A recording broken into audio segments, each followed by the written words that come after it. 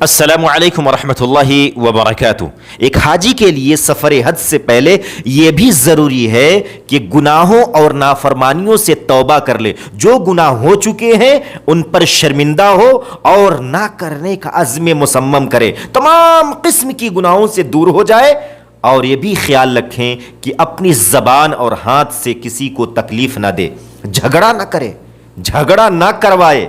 اور اسی طریقے سے چغل خوری سے دور رہے، غیبت سے دور رہے، لڑانے بھڑانے سے دور رہے۔ ان تمام چیزوں سے دور ہونا ایک حاجی کے لیے بے حد ضروری ہے۔ اور اسی طریقے سے سگریٹ نوشی اور دیگر منشیات سے دور رہے، کیونکہ